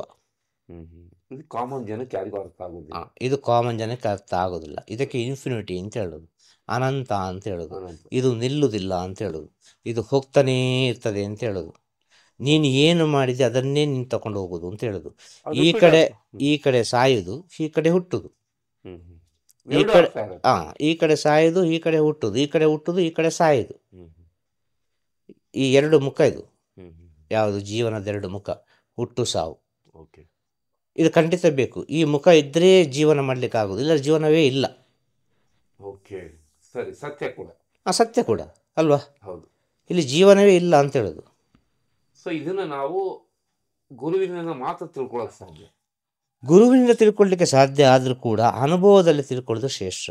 ಅನುಭವಿಸ್ಬೇಕು, ಅನುಭವಿಸಬೇಕು. ಗುರು ಮುಖಾಂತರ ಗುರು ಮೂಲಕ ಅನುಭವಿಸಬೇಕು. ಗುರು ಅದಕ್ಕೆ ಬೇಕಾದ ದಾರಿಯನ್ನು ಮಾಡಿಬಿಡ್ತಾನೆ. ನಾವು ಹೋಗು 10 ಜನರ ನಡುವಲ್ಲಿ ಬೀಳು ಅಂತ ಹೇಳ್ತಾನೆ. ಅನುಭವಿಸು, ನಿಂಗೆ ಗೊತ್ತಾಗ್ತದೆ ಆಗ ಏನು ಅಂತೇಳಿ. ಎಷ್ಟೋ ಜನಕ್ಕೆ ಅನುಭವ ಆದ್ರೂ ಕೂಡ ಅದನ್ನು ಪರಿವರ್ತನೆ ಮಾಡ್ಕೊಳ್ಳೋಲ್ಲ, ಆಗುದಿಲ್ಲ. ಅದಕ್ಕೆ ಬೇಕಾಗಿ ಹುಟ್ಟಲಿಲ್ಲ, ಅದಕ್ಕೆ ಬೇಕಾಗಿ ಎಷ್ಟೋ ಜನ್ಮದಲ್ಲಿ ಪಾಪ ಮಾಡಿ ಹುಟ್ಟಿರ್ತದೆ. ಆ ಪಾಪವನ್ನು ಸ್ವಲ್ಪ ಸಹಿಸಿ ಬರುವುದು. ಗುರು ಎಂಬುದು ಪಾಪ ಪುಣ್ಯಗಳಿಗೆ ಸೇರಿದ ವಿಚಾರ. ಗುರು ಕೇವಲ ಪುಣ್ಯಕ್ಕೆ ಸೇರಿದ ವಿಚಾರ ಅಲ್ಲ, ಪಾಪಕ್ಕೂ ಸೇರಿದ ವಿಚಾರ. ಯಾಕೆಂದರೆ ಗುರು ಭಕ್ತನಾದವನು ಪಾಪ ಮಾಡಿಯೂ ಬರ್ತಾನೆ, ಪುಣ್ಯ ಮಾಡಿಯೂ ಬರ್ತಾನೆ. ದೇವಸ್ಥಾನಕ್ಕೆ ಹೋಗೋನು ಕಳ್ಳತನ ಮಾಡಿ ಹೋಗ್ತಾನೆ, ಒಳ್ಳೆ ದುಡಿದು ಬೆವರು ಸುರಿಸಿ ಕೂಡ ಹೋಗ್ತಾನೆ. ಎರಡೂ ಥರದಲ್ಲಿ ಹೋಗ್ತಾರೆ ದೇವಸ್ಥಾನಕ್ಕೆ. ಕಳ್ಳತನ ಅಂತ ಹೋಗಿ ಕದಿಬೇಕು ಅಂತಲ್ಲ. ಒಂದು ಬಿಸ್ನೆಸ್ ಮಾಡೋಕೊಂದು 100 ರೂಪಾಯಿ ಆಗೋಲ್ಲ, ಅದು 500 ರೂಪಾಯಿಗೆ ಮಾಡಿದ್ದು ಕಳ್ಳತನವೇ ಅಲ್ವಾ? ಯಾವುದೋ ಒಂದು ವಿಷಯದಲ್ಲಿ ಮಾಡಿದ ಕಳ್ಳತನವೇ. ಸತ್ಯ ಅಲ್ವಾ? ಹೌದು. ಒಳ್ಳೆ ಬೆವರು ಸುರಿಸಿದವನು ಹೋಗ್ತಾನೆ ದೇವಸ್ಥಾನಕ್ಕೆ, ಕಳ್ಳತನ ಮಾಡಿದವನು ಹೋಗ್ತಾನೆ. ದೇವರು ಇಬ್ಬರಿಗೂ ದರ್ಶನ ಕೊಡ್ತಾರೆ, ಇಬ್ಬರಿಗೂ ಅರ್ಚನೆ ಕೊಡ್ತಾರೆ, ಇಬ್ಬರಿಗೂ ಎಲ್ಲ ಕೊಡ್ತಾರೆ. ಹೌದು ಅಲ್ವಾ? ಸತ್ಯ ಅಲ್ವಾ? ಹೌದು. ಅದೇ ರೀತಿ ಗುರುವಿನ ಹತ್ರ ಬರುವ ಭಕ್ತರುಗಳು ಕೂಡ ಪಾಪ ಮಾಡಿಯೂ ಬರ್ತಾರೆ, ಪುಣ್ಯ ಮಾಡಿಯೂ ಬರ್ತಾರೆ. ಈ ಪಾಪ ಮಾಡಿ ಪುಣ್ಯ ಮಾಡಿ ಬರುವ ವಿಚಾರ ಗುರುವಿಗೆ ಮಾತ್ರ ತಿಳಿದಿರ್ತದೆ, ಅಲ್ಲಿ ನೋಡುವವರಿಗೆ ತಿಳಿದಿರೋದಿಲ್ಲ ಇದು ಪಾಪ ಮಾಡಿ ಬಂದದ ಪುಣ್ಯ ಮಾಡಿ ಬಂದದ ಅಂತೇಳಿ. ಅವರಿಗೆ ಗೊತ್ತಿರೋದು ಒಂದೇ, ನಾನು ಗುರುವಿನ ಸೇವೆ ಮಾಡ್ತಾ ಇದ್ದೇನೆ, ನಾನು ಪರಮ ಭಕ್ತ ಅಂತೇಳಿ. ಯಾವ ಕಾರಣಕ್ಕೆ ಬೇಕು ಪರಮ ಭಕ್ತನಾದ? ಆ ಮೂಲ ಗೊತ್ತಿರಲ್ಲ. ಆ ಮೂಲ ಗೊತ್ತಿರೋದಿಲ್ಲ. ಯಾವ ಕಾರಣಕ್ಕೆ ಬೇಕಾಗಿ ಅವನು ಪರಮ ಭಕ್ತನಾದ? ಒಂದು ಕಾರಣ ಇದ್ದೇ ಇರುತ್ತೆ. ಒಂದು ಕಾರಣ ಇದ್ದೇ ಇರ್ತದಲ್ವಾ? ಒಂದು ಅತಿಯಾದ ಪ್ರೀತಿ ಮಾಡಿ ಸಿಗದೇ ಇದ್ದು ಈ ಜನ್ಮದಲ್ಲಿ ಪಡ್ಕೊಳ್ಳಿಕ್ಕೆ ಬಂದಿರ್ಬೋದು, ಇಲ್ಲ ಅನೇಕ ರೀತಿಯಲ್ಲಿ ದ್ವೇಷ ಮಾಡಿ ಈ ಜನ್ಮಕ್ಕೆ ಬಂದಿರ್ಬೋದು ಅಲ್ವಾ? ಒಂದು ಕಾರಣ, ಯಾವುದೋ ಒಂದು ಕಾರಣ ಇರ್ತದೆ. ಕಾರಣ ಇಲ್ಲದೆ ಜನ ಸಾಧ್ಯನೇ ಇಲ್ಲ. ಯಾಕೆ ಇಲ್ಲೆಲ್ಲ ಬಂದು ಕೂತ್ಕೊಳ್ಬೇಕು? ಭಕ್ತಾದಿಗಳು ಯಾಕೆ ಹೇಳಬೇಕು ಗುರುದೇವ ಅಂತೇಳಿ? ಭಕ್ತಾದಿಗಳು ಯಾಕೆ ಈ ಗುರು ಪರಂಪರೆಯನ್ನು ಬೆಳೆಸಬೇಕು? ಇಲ್ಲಿದು ಅಂತ ಹೇಳ್ತಲ್ಲ, ಟೋಟಲ್ ಈ ಪ್ರಪಂಚದಲ್ಲಿ ಎಲ್ಲೆಲ್ಲ ಗುರು ಪರಂಪರೆ ಉಂಟು, ಆ ಗುರು ಪರಂಪರೆ ಬೆಳೀಲಿಕ್ಕೆ ಕಾರಣ ಏನು? ಬಂದದ್ದು ಮೂಲವಾಗಿ ಒಂದು ಗುರು ಅಲ್ವಾ? ಹೇಗೂ ಬೇಕಾದರೆ ಹೇಳ್ಬೋದು. ಆ ಗುರುವನ್ನು ಹಿಂಬಾಲಿಸಿದವರು ಅದೆಷ್ಟೋ ಕೋಟ್ಯಾನು ಕೋಟಿ ಭಕ್ತಾದಿಗಳಲ್ಲ. ಒಂದೊಂದು ಕಮ್ಯುನಿಟಿ ಆಯ್ತಲ್ಲ, ಒಂದೊಂದು ಧರ್ಮವೇ ಆಗಿ ಹೋಯ್ತಲ್ಲ, ಒಂದೊಂದು ಜಾತಿಯಾಗಿ ಹೋಯ್ತಲ್ಲ. ಒಬ್ಬ ಗುರು ಏನು ಬೇಕಾದ್ರೂ ಮಾಡ್ಬೋದು. ಅವನನ್ನು ಹಿಂಬಾಲಿಸಿದವರು ಒಂದು ಜಾತಿಯನ್ನೇ ಸೃಷ್ಟಿ ಮಾಡಿದ್ರು, ಒಂದು ಪಂಗಡವನ್ನೇ ಸೃಷ್ಟಿ ಮಾಡಿದ್ರು, ಧರ್ಮವನ್ನೇ ಸೃಷ್ಟಿ ಮಾಡಿದ್ರಲ್ಲ ಕೊನೆಗೆ. ಅದು ಚೈತನ್ಯ ಅಲ್ಲದ ಮತ್ತೇನು? ಒಂದು ಶಕ್ತಿ. ಒಂದು ಶಕ್ತಿ. ಆದ ಕಾರಣ ಹೇಳಿದೆ, ಪ್ರಪಂಚದಲ್ಲಿ ಎಲ್ಲವೂ ನಡೆಯುವುದು ಸತ್ಯವೇ, ಅವನವನ ಕರ್ಮಕ್ಕೆ ತಕ್ಕವಾಗಿ ಅವನವನು ಅನುಭವಿಸ್ತಾ ಇರೋದು 100ಕ್ಕೆ 100 ಸತ್ಯ. ಒಬ್ಬ ಸಾಲ ಮಾಡಿದ ಅಂತ ಹೇಳ್ಬೋದು, ಒಬ್ಬ 1000 ವ್ಯಾಧಿ ಅಂತ ಹೇಳ್ಬೋದು, ಇನ್ನೊಬ್ಬ ಮನೆಯಲ್ಲೇ ಸರಿ ಇಲ್ಲ, ಸಂಸಾರವೇ ಸರಿ ಇಲ್ಲ ಅಂತ ಹೇಳ್ಬೋದು, ಆದರೂ ನಾನು ಸಂಸಾರ ಮಾಡಬೇಕಾಗಿ ಬಂದಿದೆ ಅಂತ ಹೇಳ್ಬೋದು. ಇನ್ನೊಬ್ಬ ಹೇಳ್ಬೋದು, ಹಗಲು ರಾತ್ರಿ ನಾನು ಒಳ್ಳೆಯದನ್ನೇ ನೆನೆಸ್ತಾ ಇದ್ದೇನೆ, ನನಗೆ ಈ ರೀತಿ ಆರೋಗ್ಯ ಸಮಸ್ಯೆ ಬರ್ತಾ ಉಂಟು, ಯಾಕೆ ಬರ್ತಾ ಉಂಟು ಅಂತೇಳಿ ಗೊತ್ತಿಲ್ಲ ಅಂತೇಳಿ. ಇದು ಯಾವುದಕ್ಕೂ ನಿಮಗೆ ಉತ್ತರ ಸಿಕ್ಕಲಿಲ್ಲ ಅಂತೇಳಿದ್ರೆ ಅದು ಯಾಕೆ ಬರ್ತದೆ ಅಂತೇಳಿದ್ರೆ ನೀನು ಸ್ವಲ್ಪ ಸೂಕ್ಷ್ಮವಾಗಿ ಅರ್ಥ ಮಾಡಿಕೊಂಡ್ರೆ, ನೀನು ಒಂದು ಜನ್ಮದಲ್ಲಿ ಕೆಟ್ಟದ್ದು ಮಾಡಿದ್ದಿ, ನೀನು ತೊಂದರೆ ಮಾಡಿದ್ದಿ, ಅನೇಕರಿಗೆ ತೊಂದರೆ ಮಾಡಿದ್ದಿ. ಆರೋಗ್ಯ ಸಮಸ್ಯೆ ಬಂದವ ಆರೋಗ್ಯ ಸಮಸ್ಯೆಯೇ ಮಾಡಿದ್ದಾನೆ, ಅರ್ಥ ಆಯ್ತಲ್ವ? ಸಂಸಾರದಲ್ಲಿ ಕಲಹ ಬರೋದು ಅಂದರೆ ಅವ ಸಂಸಾರದಲ್ಲಿ ಏನೋ ತೊಂದರೆ ಮಾಡಿಯೇ ಇದ್ದಾನವ, ಆದ ಕಾರಣ ಸಂಸಾರದಲ್ಲಿ ಅವ ಅನುಭವಿಸೋದು ಅದನ್ನು ನಾವು ಇಲ್ಲಿ ತಿದ್ದಬೇಕು, ಇಲ್ಲಿ ಲೆಕ್ಕಾಚಾರ ಸರಿ ಕೊಡಲೇಬೇಕು, ಬೇರೆ ದಾರಿ ಇಲ್ಲ. ಪ್ರತಿಯೊಂದು ವಿಚಾರ ಕೂಡ ಆಲ್ರೆಡಿ ನಿರ್ಧಾರ ಆದ ಕಾರಣ, ಅದೆಲ್ಲ ಓಕೆ ಮಾಡಿದ ಕಾರಣ ಇದನ್ನೆಲ್ಲ ನಾನು ಅನುಭವಿಸ್ತೇನೆ, ನಾನು ಮಾಡಿದ ತಪ್ಪಿಗೆ ಪ್ರಾಯಶ್ಚಿತ್ತ ಕಂಡುಕೊಳ್ತೇನೆ, ನನಗೆ ಮನುಷ್ಯ ಜನ್ಮವೇ ಬೇಕು ಅಂತೇಳಿ ಎಷ್ಟೋ ಸಮಯ ಕಾದು ಕಾದು ಕಾದು ಈ ಜನ್ಮಕ್ಕೆ ಬರೋದು. ಈ ಜನ್ಮಕ್ಕೆ ಬರಬೇಕಾದ್ರೂ ಕಾಯಬೇಕಾಗುತ್ತೆ. ಖಂಡಿತವಾಗಿಯೂ ಸುಲಭದಲ್ಲಿ ಆಗೋದಿಲ್ಲ. ಈ ಮನುಷ್ಯ ಜನ್ಮಕ್ಕೆ ಬರಬೇಕು ಅಂತ ಹೇಳಿದರೆ ಎಷ್ಟು ರೀತಿಯಲ್ಲಿ ಬರ್ತದೆ ಅಂತೇಳಿದರೆ ಕೊನೆಗೆ ಎಲ್ಲರಿಗೆ ಅರ್ಥ ಆಗುವಾಗ ಹೇಳಬೇಕು ಅಂತ ಆದರೆ, ಒಂದು ಗಂಡು ಹೆಣ್ಣು ಮಿಲನ ಆಗುವಾಗ ಅರ್ಥ ಆಗ್ತದಾ? ಒಂದು ಗಂಡು ಹೆಣ್ಣು ಮಿಲನ ಆಗ್ತಾರೆ ಅಂತ ಹೇಳುವಾಗ ಒಂದು ವೀರ್ಯದಲ್ಲಿ ಎಷ್ಟು ವೀರ್ಯಾಣುಗಳಿದೆ, ಒಂದು ವೀರ್ಯಾಣು ಮಾತ್ರ ಹೋಗಿ ಒಂದು ಮಗುವಾಗಿ ನಿಲ್ಲದೊಳಗೆ ಅಷ್ಟು ವೀರ್ಯಾಣು ಮನುಷ್ಯ ಜನ್ಮದವರೆಗೆ ಬರಲಿಕ್ಕೆ ಪ್ರಯತ್ನ ಪಟ್ಟು ಅದು ರಿಜೆಕ್ಟ್ ಆಗ್ತದೆ. ಅಷ್ಟು ಸೂಕ್ಷ್ಮ ಇದೆ ಅಂತ. ಸೂಕ್ಷ್ಮದಲ್ಲಿ ಅತಿ ಸೂಕ್ಷ್ಮ, ಅದು ಊಹೆ ಮಾಡಲಿಕ್ಕೆ ಸಾಧ್ಯ ಇಲ್ಲ. ಆದ ಕಾರಣ ಹೇಳಿದೆ ಅಷ್ಟು ಸುಲಭ ಅಲ್ಲ, ಈ ಮನುಷ್ಯ ಜನ್ಮ ಎಂಬುದು ಅಷ್ಟು ಸುಲಭ ಅಲ್ಲವೇ ಅಲ್ಲ. ನಾವು ಮುಕ್ತವಾಗಿದ್ರೆ ನಮ್ಗೆ ಗೊತ್ತಾಗುತ್ತೆ ಅಂತ. ನಾವು ಮುಕ್ತವಾಗಿರಬೇಕು, ಮುಗ್ಧತೆಯಿಂದಿರಬೇಕು, ಸತ್ಯದಿಂದಿರಬೇಕು, ಪ್ರೀತಿಯಿಂದಿರಬೇಕು, ಬರುವುದನ್ನು ಸ್ವೀಕಾರ ಮಾಡಿಕೊಂಡೇ ಹೋಗಬೇಕು. ಉಸಿರಿರುವವರೆಗೆ ಮಾತ್ರ ನಾವು, ಉಸಿರು ಹೋದಂಥ ನಮ್ಮದು ಏನು ಇಲ್ಲ, ಉಸಿರು ಇದೆ, ಈಗ ನಾವು ಏನು ಮಾಡಬೇಕು, ಈ ಶ್ವಾಸ ಇರುವಾಗ ನಾವು ಏನು ಮಾಡಬೇಕು ಎಂಬ ಸತ್ಯವನ್ನೊಬ್ಬ ತಿಳಿದರೆ ಅವ ಮನುಷ್ಯ ಜನ್ಮಕ್ಕೆ ಸಾರ್ಥಕತೆಯನ್ನು ಕಂಡುಕೊಂಡಾಗೆ. ಹೇಳಿದ ಅರ್ಥ ಆಯ್ತಾ? ಎಲ್ಲರಿಗೂ ಆಗೋದಿಲ್ಲ ಇದು. ಎಷ್ಟೇ ಸತ್ಯ ಗೊತ್ತಿರ್ಬೋದು, ಎಷ್ಟೇ ವೇದ ತಿಳಿದಿರ್ಬೋದು, ಎಷ್ಟೇ ಪುರಾಣ ಓದಿರ್ಬೋದು, ಎಷ್ಟೇ ವಿಚಾರವನ್ನು ತಿಳಿದಿರ್ಬೋದು, ಆದರೆ ಪ್ರಾಕ್ಟಿಕಲ್ಲಾಗಿ ಅನುಭವಿಸಲಿಕ್ಕೆ ಮಾತ್ರ ತುಂಬ ಕಷ್ಟ. ಇದು ಸಾಧ್ಯ ಇಲ್ಲದ ವಿಚಾರ, ಸಾಧ್ಯನೇ ಇಲ್ಲ ಪ್ರಾಕ್ಟಿಕಲ್ ಆಗಿ. ನೀವು ಹೇಳೋದು ಅನುಭವನೇ ತುಂಬ ದೊಡ್ಡದು, ಅದಕ್ಕಿಂತ ದೊಡ್ಡ ಯಾವುದಿಲ್ಲ ಅಂತ. ಖಂಡಿತವಾಗಿ ಅವರವರ ಅನುಭವವೇ ಅವರವರಿಗೆ ಶ್ರೇಷ್ಠ, ಅವರವರ ಅನುಭವವೇ ಅವರವರಿಗೆ ಗುರು. ಅದು ಅವನ ಆತ್ಮಕ್ಕೆ ಏನು ಬೇಕು ಅದು ಮಾತ್ರ ಕೊಡಲಿಕ್ಕೆ ಸಾಧ್ಯ. ಅನುಭವ, ನನ್ನ ಅನುಭವ ನಿನಗೆ ಆಗಬೇಕಾಗಿಲ್ಲ, ನಿನ್ನ ಅನುಭವ ಅವರಿಗೆ ಆಗಬೇಕಿಲ್ಲ, ಅವರ ಅನುಭವ ಅವರಿಗೆ ಆಗಬೇಕಾಗಿಲ್ಲ. ಅನುಭವ ಬೇರೆ ಬೇರೆ ಅಂತೇಳಿ ಅವರವರ ಆತ್ಮಕ್ಕೆ ಏನು ಬೇಕು ಅದು ಪಡ್ಕೊಳ್ತಾ ಉಂಟು ಅಂತ ಹೇಳೋದಿಲ್ಲ. ಆಲ್ರೆಡಿ ಫಿಕ್ಸ್, ಇಲ್ಲಿ ಎಲ್ಲವೂ ಫಿಕ್ಸ್, ನೀನು ಸಾಯುವವರೆಗೆ ಫಿಕ್ಸ್.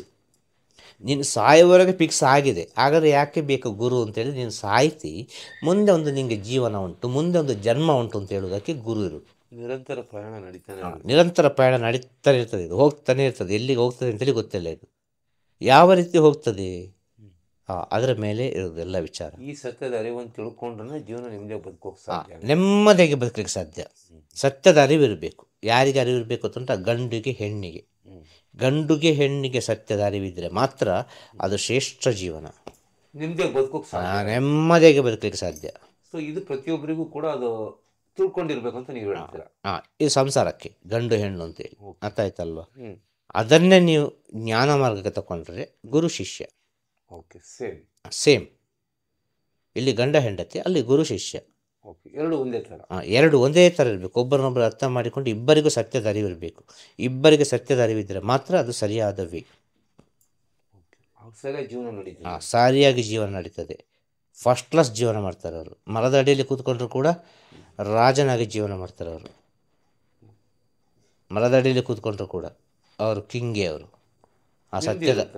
ಸತ್ಯದ ಅರಿವಿದ್ದರೆ ಅವರು ಯಾರನ್ನು ನೋಡೋದಿಲ್ಲ. ಅವರು ಈ ಪ್ರಪಂಚದಲ್ಲಿ ಯಾವ ವಿಷಯನ ಅವ್ರು ನೋಡೋದಿಲ್ಲ.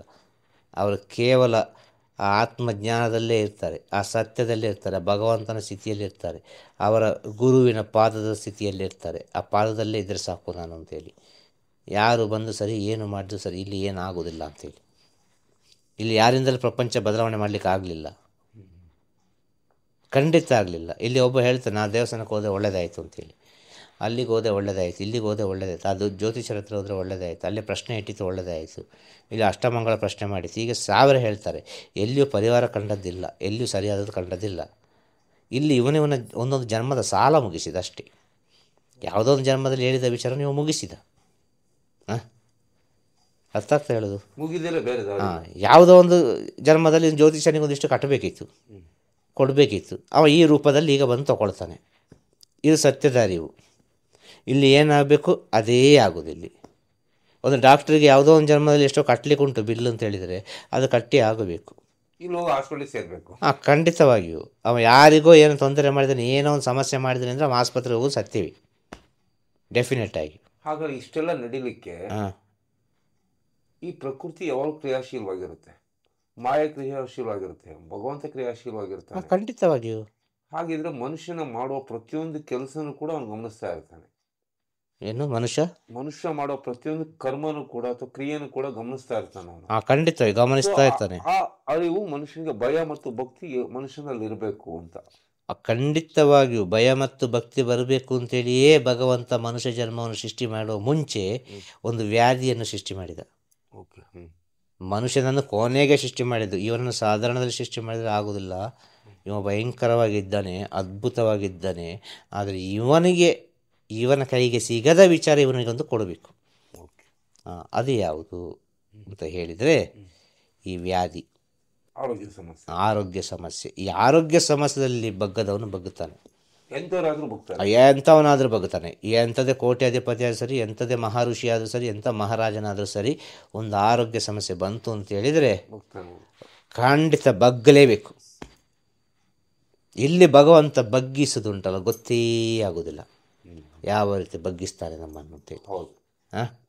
ಆಗ ಎಲ್ಲರಿಗೂ ಕೈ ಮುಗಿಬೇಕು, ಎಲ್ಲರೂ ಹೇಳಿದನ್ನು ಕೇಳಬೇಕು ಅಲ್ವಾ. ಈಗ ದೊಡ್ಡ ಒಂದು ಕೋಟ್ಯಾಧಿಪತಿ, ದೊಡ್ಡ ಮಿನಿಸ್ಟ್ರಿ ಅಂತ ಇಟ್ಟುಕೊಳ್ಳುವ, ದೊಡ್ಡ ಮಿನಿಸ್ಟ್ರಿ, ದೊಡ್ಡ ರಾಜನೇ ಅಂತ ಇಟ್ಟುಕೊಳ್ಳುವ, ದೊಡ್ಡ ಮಹಾರಾಜನೇ ಅಂತ ಇಟ್ಟುಕೊಳ್ಳುವ, ಅಲ್ಲೊಂದು ಬ್ರಹ್ಮಜ್ಞಾನಿ ಋಷಿ ಅಂತ ಇಟ್ಟುಕೊಳ್ಳುವ, ಒಂದು ಆರೋಗ್ಯ ಸಮಸ್ಯೆ ಬಂತು ಅಂತ ಹೇಳಿದರೆ ವೈದ್ಯ ಹೇಳಿದನ್ನು ಕೇಳಲೇಬೇಕು. ಮಲ್ಕೊಂಡ್ರೆ ಮಲ್ಕೊಳ್ಳೇಬೇಕು, ಆಪ್ರೇಷನ್ ಮಾಡಿದ್ರೆ ಮಾಡಲೇಬೇಕು. ನಾನು ಮಿನಿಸ್ಟ್ರಪ್ಪ, ನನಗೆಂಥದ್ದು ಇಲ್ಲಿ ಎಂಥದ್ದು ಗನ್ ಮ್ಯಾನ್ಗಳು ಬೇಕು, ಅವರು ಬೇಕು, ಇವರು ಬೇಕು ಅಂತ ಹೇಳಿದರೆ ನಡೆಯೋದಿಲ್ಲ. ಅರ್ಥ ಆಗ್ತಾ ಹೇಳೋದು? ಡಾಕ್ಟರ್ ಡ್ಯೂಟಿ, ನನ್ನ ಡ್ಯೂಟಿ ಮಾಡಲಿಕ್ಕೆ ಬಿಡು, ಸ್ವಲ್ಪ ಸೈಲೆಂಟಾಗಿರು, ಹೊರಗೆ ಹೋಗು ಅಂತ ಹೇಳಿದರೆ ಇವನ ಪವರು ಕೆಲಸ ಮಾಡೋದಿಲ್ಲ, ಎಂಥದ್ದು ಕೆಲಸ ಮಾಡೋದಿಲ್ಲ. ಎಲ್ಲಿ ಹೋಯ್ತು ಪವರ್, ಎಲ್ಲಿ ಹೋಯ್ತು ಹಣ, ಎಲ್ಲಿ ಹೋಯ್ತು ಅಲ್ವಾ? ಏನೋ ಸ್ವಲ್ಪ ಸೂಕ್ಷ್ಮವಾಗಿ ಅರ್ಥ ಮಾಡಿಕೊಳ್ಬೇಕಲ್ಲ. ಏನೋ ಸ್ವಲ್ಪ ಸೂಕ್ಷ್ಮವಾಗಿ ಅರ್ಥ ಮಾಡಿಕೊಂಡ್ರೆ ನನಗೆ ಗೊತ್ತಾಗೋದು ಈ ಜನ್ಮ ಅಂದರೆ ಏನು, ಯಾಕೆ ನಾವು ಹೀಗೆ ಆದೆವು. ಕೋಟ್ಯಾಧಿಪತಿ ನೆನೆಸ್ತೇನೆ, ಆ ಭಿಕ್ಷುಕ ಕೂಡ ಚೆನ್ನಾಗಿ ನಡ್ಕೊಂಡು ಹೋಗ್ತಾಯಿದ್ದೆ, ನನ್ನದು ಎಂಥ ಕರ್ಮಪ್ಪ, ಇದಿಷ್ಟು ಇದ್ದು ಹೀಗೆ ಆಯ್ತಲ್ಲ ಅಂತೇಳಿ. ಆ ಭಿಕ್ಷಾಧಿಪತಿ ಇವನನ್ನು ನೋಡ್ತಾನೆ, ಅರ್ಥ ಆಯ್ತಲ್ಲ, ಯಾವ ದೊಡ್ಡ ಕೋಟ್ಯಾಧಿಪತಿ ಅಂತೇಳಿ. ದ್ವಂದ್ವ ಈ ಥರ ಇದೆ. ಭಗವಂತ ಯಾರ್ಯಾರಿಗೆ ಹೇಗೆ ಕೊಡಬೇಕು ಹಾಗೆ ಕೊಟ್ಟಿದ್ದಾನೆ. ಒಂದು ಭಗವಂತ ಭಿಕ್ಷಾಧಿಪತಿಯಾಗಿ ಹುಟ್ಟಿಸಿದರೆ, ಒಂದು ಭಿಕ್ಷೆ ಬೇಡವನಾಗಿ ಹುಟ್ಟಿಸಿದರೆ ಅಂಥವರಿಗೆ ಆರೋಗ್ಯ ಸಮಸ್ಯೆ ಕೊಡೋದಿಲ್ಲ. ಇದು ಗೊತ್ತುಂಟ? ಅವನು ಚಳಿಯಲ್ಲಿಯೂ ಚೆನ್ನಾಗಿರ್ತಾನೆ, ಮಳೆಯಲ್ಲಿಯೂ ಚೆನ್ನಾಗಿರ್ತಾನೆ, ಎಲ್ಲದಲ್ಲೂ ಚೆನ್ನಾಗಿರ್ತಾನೆ. ಅವನಿಗೆ ಶೀತ ಸಹ ಆಗೋದಿಲ್ಲ, ಜ್ವರ ಸಹ ಬರೋದಿಲ್ಲ, ಏನಾಗೋದಿಲ್ಲ ಅವನಿಗೆ. ಹಾಂ, ನಮಗೆ ಒಂದು ಊರಿಂದ ಒಂದು ಊರಿಗೆ ಹೋದರೆ, ಒಂದು ಮನೆಯಿಂದ ಒಂದು ಮನೆಗೆ ಹೋದರೆ ಏನೋ ಒಂದು ಸಿಗ್ತದೆ. ಅದು ಹೇಗೆ? ಸತ್ಯ ಅಲ್ವಾ? ಸ್ವಲ್ಪ ಯೋಚನೆ ಮಾಡಿ ನೋಡಿ ನೀವು ನಾನು ಹೇಳೋದನ್ನು. ಹಾಂ, ಯಾರ್ಯಾರಿಗೆ ಹೇಗೆ ಹೇಗೆ ಬೇಕು, ಅವನಿಗೆ ಕೋಟ್ಯಾಧೀಶನ ಸ್ಥಿತಿ ಕೊಟ್ಟಿದ್ದಾನ, ಅಷ್ಟೇ ಕೋಟಿ ಕೋಟಿ ಕೂಡ ಸಮಸ್ಯೆ ಕೊಟ್ಟಿದ್ದಾನೆ. ಹಾಂ, ಒಬ್ಬನನ್ನು ಏನೋ ಒಂದು ರೀತಿಯಲ್ಲಿ ಮಧ್ಯಮ ವರ್ಗದಲ್ಲಿ ಹುಟ್ಟಿಸಿದ್ದಾನ, ಅವನಿಗೆ ಏನು ಬೇಕು ಅಷ್ಟೇ ಕೊಟ್ಟಿದ್ದಾನೆ ಅವನ ಕೆಪಾಸಿಟಿಗೆ ತಕ್ಕವಾಗಿ. ಇನ್ನೊಬ್ಬನನ್ನು ಭಿಕ್ಷೆ ಬೇಡುವ ಸ್ಥಿತಿಯಲ್ಲಿ ಹುಟ್ಟಿಸಿದ್ರು ಕೂಡ, ಆ ಜನ್ಮ ಕೊಟ್ಟರು ಕೂಡ ಅವನ ಜೀವನವೇ ಇಷ್ಟರಲ್ಲಿ ಹೋಗೋದು, 10 ರೂಪಾಯಿ 5 ರೂಪಾಯಲ್ಲಿ ಹೋಗೋದು. ಇವನಿಗೆ ವ್ಯಾಧಿ ಕೊಟ್ಟರೆ ಹೇಗೆ? ಇವ ಏನು ಮಾಡ್ಯಾನು? ಇವ ಮಾಡಿದ ಕರ್ಮಕ್ಕೆ ಇಷ್ಟು ಸಾಕು, ಈ ಭಿಕ್ಷೆ ಬೇಡಿಕೊಂಡೇ ಇರಲಿ, ಇವನಿಗೆ ಇದರಿಂದ ಮೇಲಿನ ಕಷ್ಟ ಕೊಡೋದು ಬೇಡ. ಹಾಂ, ಇದು ಸತ್ಯ ಅಲ್ವಾ? ಇದನ್ನು ನಾವು ಸ್ವಲ್ಪ ಆಲೋಚನೆ ಮಾಡಿ ನೋಡುವ. ಹಾಂ, ಸರಿಯಾದ ಸ್ಥಿತಿಯನ್ನು ನಾವು ಸ್ವಲ್ಪ ಆಲೋಚನೆ ಮಾಡಿ ನೋಡುವ, ಎಲ್ಲದಕ್ಕೂ ಉತ್ತರ ಸಿಗ್ತದೆ. ಯಾವ ತಾಳ್ಮೆಯನ್ನು ಗಮನಿಸಬೇಕು. ತುಂಬ ತಾಳ್ಮೆ ಬೇಕು ಈ ಜನ್ಮದಲ್ಲಿ. ಎಷ್ಟು ಪ್ರೀತಿಯಿಂದ ಇರ್ತದೆ, ಎಷ್ಟು ನಾವು ಸೋತು ಹೋದೆವು, ನಾವು ಏನು ಇಲ್ಲ, ನಮಗೆ ಏನು ಗೊತ್ತಿಲ್ಲ ಅಂತ ಹೇಳಿದರೂ ಪರವಾಗಿಲ್ಲ. ಆದರೆ ನಮ್ಮ ಆ ತಾಳ್ಮೆಯ ಸ್ಥಿತಿ, ಮೌನವಾಗಿ ಇದ್ದುಕೊಂಡು ಎಲ್ಲವನ್ನು ಸಹಿಸಿಕೊಂಡು ಹೋಗುವುದೇ ಈ ಮನುಷ್ಯ ಜನ್ಮಕ್ಕೆ ಉತ್ತಮವಾದ ಮಾರ್ಗ. ಮಾಯೆ ನಮ್ಮನ್ನು ಎಷ್ಟು ಆಟ ಆಡಿಸಿದರೂ ಕೂಡ ನಿಮ್ಮ ಒಳಗಿನ ಸತ್ಯ, ನಿಮ್ಮ ಅಂತರಾತ್ಮದ ಸ್ಥಿತಿ ಉಂಟಲ್ಲ, ಅದು ನಿಮ್ಮನ್ನು ಕೈ ಬಿಡುವುದಿಲ್ಲ. ಅದು ಬೇರೆ ರೂಟಲ್ಲಿ ತಗೊಂಡು ಹೋಗ್ತದೆ. ಆ ಮಾಯನ್ನೇ ನಿಮ್ಮ ವಶಕ್ಕೆ ತಗೊಳ್ತದೆ, ಮಾಯನ್ನೇ ಅದು ಫ್ರೆಂಡ್ಸ್ ಮಾಡ್ತದೆ, ಮಾಯನ್ನೇ ಗೆಳೆಯ ಮಾಡ್ತದೆ. ಆ ಮಾಯೇ ದಾರಿಯನ್ನು ತೋರಿಸುವ ಹಾಗೆ ಮಾಡಿಕೊಡ್ತದೆ ಈ ಸದ್ಗುಣಗಳು. ಅರ್ಥ ಆಯ್ತಾ? ಎಲ್ಲಿಗೆ ಹೋಗಬೇಕಾದ ಅವಶ್ಯಕತೆ ಇಲ್ಲ. ನಿಮ್ಮ ನಿಮ್ಮ ಜೀವನದ ಕರ್ಮವನ್ನು ನೀವು ಸಂತೋಷವಾಗಿ ಪ್ರೀತಿಯಿಂದ ಎಲ್ಲವನ್ನು ಸ್ವೀಕಾರ ಮಾಡಿಕೊಂಡು ಅನುಭವಿಸ್ತಾ ಹೋಗಿ. ಇದೇ ಪರಮ ಸತ್ಯ. ಇದರಿಂದ ದೊಡ್ಡ ಸತ್ಯ ಇನ್ನೊಂದಿಲ್ಲ. ಇದನ್ನು ಚೇಂಜ್ ಮಾಡಲಿಕ್ಕಂತೂ ಆಗೋದಿಲ್ಲ.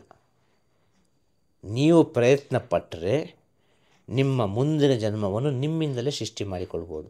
ಈ ಜನ್ಮವನ್ನು ಸೃಷ್ಟಿ ಮಾಡಿದ್ದು ಭಗವಂತ ಅಲ್ಲ, ನೀವೇ. ನಿಮ್ಮ ಜನ್ಮವನ್ನು ನೀವೇ ಸೃಷ್ಟಿ ಮಾಡಿದ್ದು. ನೀವು ಮಾಡಿದ ಕೆಲವೆಲ್ಲ ಸ್ಥಿತಿಗಳಿಗೆ ನೀವಿದು ಅನುಭವಿಸುವುದು, ಇದು ಸತ್ಯ. ಈ ಸತ್ಯವನ್ನು ತಿಳಿದ ಗುರು ಏನು ಹೇಳ್ತಾರೆ ಗೊತ್ತುಂಟ? ಅದು ನೀನು ಅನುಭವಿಸ್ತಾ ಇದ್ದಿ, ಆದರೆ ಅನುಭವಿಸೋದ್ರ ಜೊತೆ ಸ್ವಲ್ಪ ಪುಣ್ಯವನ್ನು ಸಹ ಸೇರಿಸಿ ಅನುಭವಿಸು. ಅದು ನಿನ್ನ ಮುಂದಿನ ಜನ್ಮಕ್ಕೆ ಅಡ್ವಾನ್ಸ್ ಆಗ್ತದೆ. ಇದಂತೂ ಸತ್ಯವಾದ ವಿಚಾರ. ಅದೆಷ್ಟೋ ಭಕ್ತಾದಿಗಳು ಬರುವಾಗ ಕೆಲವೆಲ್ಲ ವಿಚಾರಗಳು ತಿಳಿತದೆ, ಒಂದು ಜನ್ಮದಲ್ಲಿ ಆಗಿದಲ್ಲ ಅಂತ. ಜನ್ಮ ಉಂಟಾ ಇಲ್ಲೋ ಅಂತ ಕೇಳುವವರಿಗೆ ನಮ್ಮಿಂದ ಏನು ಹೇಳಲಿಕ್ಕೆ ಆಗೋದಿಲ್ಲ, ಅದು ನಂಬಿಕೆ. ಜನ್ಮ ಉಂಟಾ ಇಲ್ಲೋ ಅಂತ ಕೇಳುವವರಿಗೆ ಹೇಳೋದು, ನಿನ್ನ ಒಳಗೆ ಒಂದು ಮಗು ಇತ್ತು, ಅದು ಎಲ್ಲಿ ಹೋಯಿತು. ನಿನ್ನ ಒಳಗೊಂದು ಯೌವನ ಇತ್ತು, ಅದು ಎಲ್ಲಿ ಹೋಯಿತು. ನಿನ್ನ ಒಳಗೊಂದು ಗೃಹಸ್ಥ ಇತ್ತು, ಅದು ಎಲ್ಲಿ ಹೋಯಿತು. ಈಗ ವಯಸ್ಸಾದವ್ರ ಹತ್ರ ಕೇಳೋದು, ಒಂದು 70-80 ವರ್ಷ ಆದವರಿಗೆ, ಅವ್ರಿಗೆ ಅದು ಯಾವುದು ಬೇಡ. ಆಗ ಸಂಸಾರ ಬೇಡ, ಮಕ್ಕಳು ಇಷ್ಟೇ, ಇದು ಇಷ್ಟೇ. ಯಾಕೆಲ್ಲ ಅನುಭವಿಸಿ ಅನುಭವಿಸಿ ಅನುಭವಿಸಿ ಮೇಲೆ ಹೋಗಿರ್ತಾರೆ.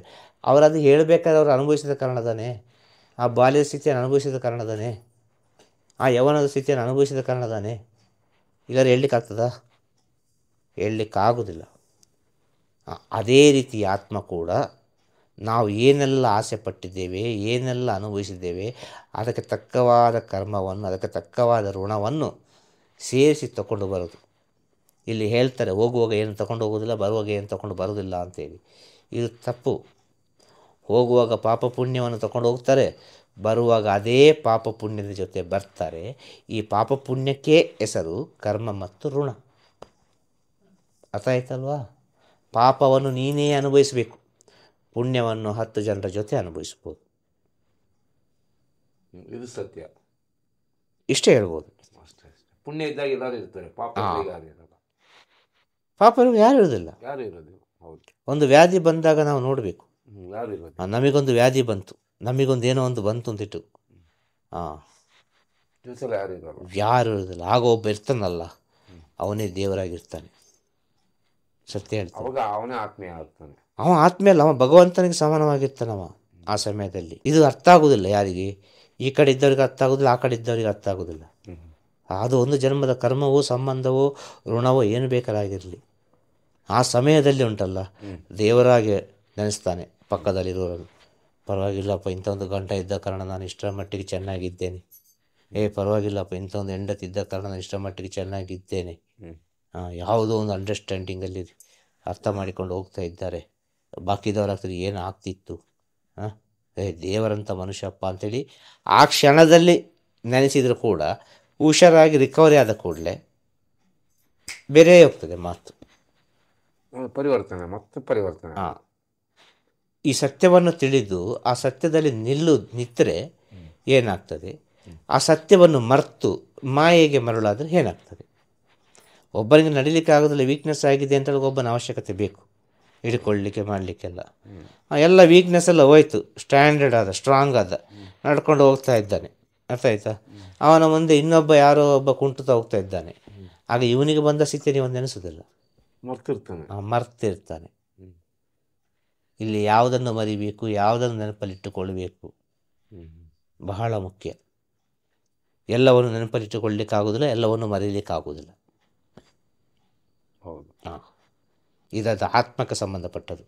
ಕೆಲವೆಲ್ಲ ಮರ್ತೇ ಹೋಗ್ತದೆ, ನೆನಪೇ ಆಗಿರೋದಿಲ್ಲ. ಇನ್ನು ಕೆಲವೆಲ್ಲ ನೆನಪು ಮಾಡ್ತಾನೆ ಇರ್ತದೆ. ಅದು ಭಗವಂತನ ಇಚ್ಛೆ. ಯಾವುದನ್ನು ಮರೆಸಬೇಕು, ಯಾವುದನ್ನು ನೆನಪಿಸಬೇಕು ಅಂತೇಳಿ ಅವನು ತೀರ್ಮಾನ ಮಾಡಿದ್ದಾನೆ. ಯಾವುದಕ್ಕೆ? ಆತ್ಮಕ್ಕೆ.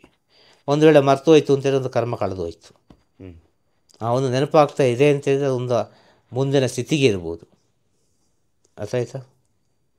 ಮುಂದಿನ ಸ್ಥಿತಿಗೆ, ಮುಂದಿನ ದಾರಿಗೆ ಇರ್ಬೋದು. ಮರ್ತು ಹೋಗ್ತದೆ ಅಂತೇಳಿ ಆ ದಾರಿ ನಿಲ್ಲಿಸು ಅಂತ ಇರ್ಬೋದು. ಎರಡೂ ಇರ್ಬೋದಲ್ಲ. ನಾವು ಸ್ವಲ್ಪ ಸೂಕ್ಷ್ಮವಾಗಿ ಅರ್ಥ ಮಾಡಿದರೆ ಮಾತ್ರ ಗೊತ್ತಾ. ಇದು ಒಳಗಡೆ ನಡೀತಾ ಇರುತ್ತೆ. ಒಳಗಡೆನೇ ನಡೆಯುದು, ಎಲ್ಲ ಒಳಗಡೆನೇ ನಡೆಯುದು. ಯಾವುದು ಹೊರಗಡೆ ಯಾವುದು ನಡೆಯೋದಿಲ್ಲ. ನಿನ್ನದು ಅಂತ ಹೇಳುವುದೆಲ್ಲ ಇನ್ನು ಒಳಗಡೆ ಇರೋದು, ಹೊರಗೆ ಇಲ್ಲ ಅಲ್ವಾ. ನಮ್ಮದು ಅಂತೇಳಿ ಏನಂತಾರೆ ಉಂಟಾ? ಏನಿಲ್ಲ ನಮ್ಮದು ಅಂತ ಹೇಳಿದರೆ.